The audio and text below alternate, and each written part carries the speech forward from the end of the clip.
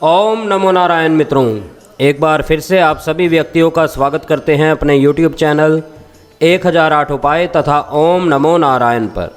मित्रों, आज की इस वीडियो के माध्यम से आपको बताया जाएगा कि 25 नवंबर को पड़ने वाली देव उठनी एकादशी का व्रत मुहूर्त क्या है, पूजा विधि क्या है और इसका विधान क्या है। यह सारी जानकारी देखने के लिए जुड़े रहें हमारी वीडियो के साथ। वीडियो पसंद आए तो वीडियो को लाइक ज़रूर करें और चैनल को सब्सक्राइब ज़रूर करें। साथ ही साथ कमेंट में अवश्य लिखें ओम नमो नारायण।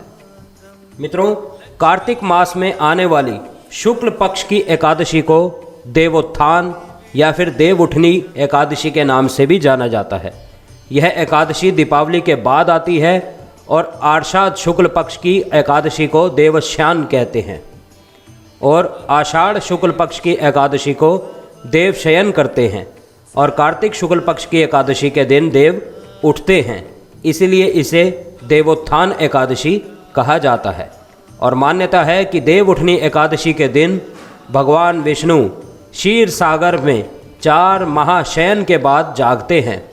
भगवान विष्णु के शयन काल के 4 मास में विवाह आदि मांगलिक कार्य नहीं किए जाते, इसीलिए देवोत्थान एकादशी पर भगवान हरि के जगने के बाद शुभ तथा मांगलिक कार्य किए जाते हैं। इस दिन तुलसी विवाह का आयोजन भी किया जाता है। और देवोत्थान एकादशी व्रत और पूजा विधि इस प्रकार है। मित्रों, प्रबोधिनी एकादशी के दिन भगवान विष्णु का पूजन और उनसे जागने का आवाहन किया जाता है। इस दिन होने वाले धार्मिक कर्म इस प्रकार हैं। मित्रों, इस दिन प्रातःकाल उठकर व्रत का संकल्प लेना चाहिए और भगवान विष्णु का ध्यान करना चाहिए। घर की सफाई के बाद स्नान आदि से निर्वित होकर आंगन में भगवान विष्णु के चरणों की आकृति बनाना चाहिए। एक ओखली में गेरू से चित्र बनाकर फल, मिठाई, बेर, सिंघाड़े, ऋतुफल और गन्ना उस स्थान पर रखकर उसे डलिया से ढक देना चाहिए। इस दिन रात्रि में घरों के बाहर और पूजा स्थल पर दीपक जगाना चाहिए। रात्रि के समय परिवार के सभी सदस्यों को भगवान विष्णु समेत सभी देवी देवताओं का पूजन करना चाहिए। इसके बाद भगवान को शंख और घंटी आदि बजाकर उठाना चाहिए और ये वाक्य दोहराना चाहिए। उठो देवा, बैठा देवा, अंगुरिया चटकाओ देवा, नई सुत नई कपास, देव उठाए कार्तिक मास। इस प्रकार से बोलते हुए भगवान को उठाना चाहिए। अब जानते हैं तुलसी विवाह के बारे में। मित्रों, देव उठनी एकादशी के दिन तुलसी विवाह का आयोजन भी किया जाता है। तुलसी के वृक्ष और शालिग्राम की यह शादी सामान्य विवाह की तरह पूरे धूमधाम से की जाती है, क्योंकि तुलसी को विष्णु प्रिया भी कहते हैं। इसलिए देवता जब जागते हैं सबसे पहली प्रार्थना हरि वल्लभा तुलसी की सुनते हैं। तुलसी विवाह का सीधा अर्थ है तुलसी के माध्यम से भगवान का आह्वान करना।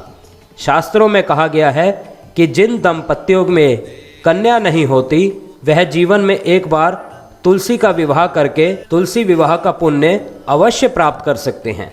अब इसकी पौराणिक कथा के बारे में जानते हैं, उसके बाद जानेंगे पूजा का शुभ मुहूर्त।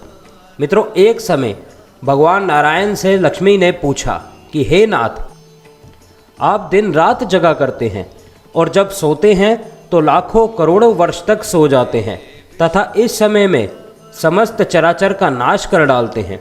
इसलिए आप नियम से प्रतिवर्ष निद्रा लिया करें, इससे मुझे भी कुछ समय विश्राम करने का समय मिल जाएगा। लक्ष्मी जी की बात सुनकर नारायण मुस्कुराए और बोले, देवी, तुमने ठीक कहा है।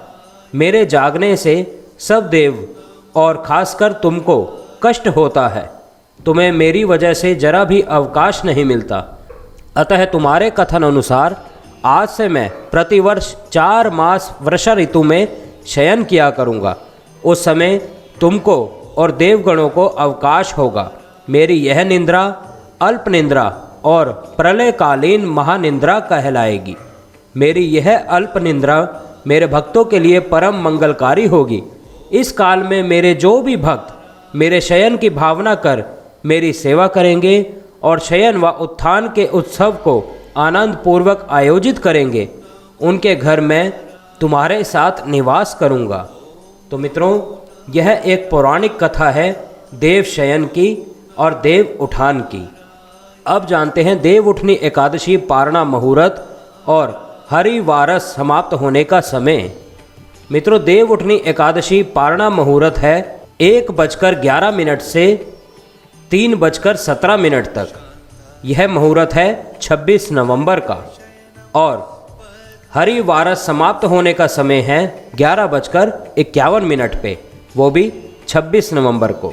तो मित्रों, उम्मीद करता हूँ जानकारी अच्छे से समझ आई होगी। अगर फिर भी कुछ सवाल हैं, कुछ पूछना चाहते हैं तो पूछ सकते हैं। हम आपकी सेवा में तत्पर तैयार हैं। कमेंट में लिखना ना भूलें ओम नमो नारायण। हम फिर मिलेंगे आपसे किसी अन्य वीडियो में, किसी अन्य जानकारी के साथ, किसी अन्य उपाय, किसी अन्य टोटके के साथ। तब तक के लिए आप सभी मित्रों से इजाज़त चाहते हैं। ओम नमो नारायण, ओम नमो नारायण, ओम नमो नारायण।